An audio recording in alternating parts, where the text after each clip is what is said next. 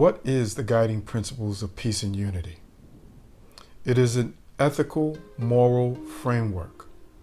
It's also a social contract.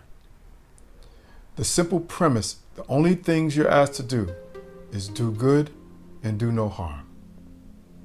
There are a set of affirmations that we can use for daily living, a model that we can use to direct our feelings, thoughts, and actions in positive and productive ways. We can apply them to infinite real-life, day-to-day situations.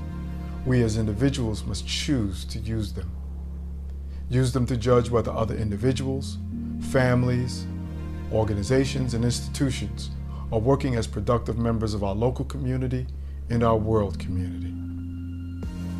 Do good, do no harm.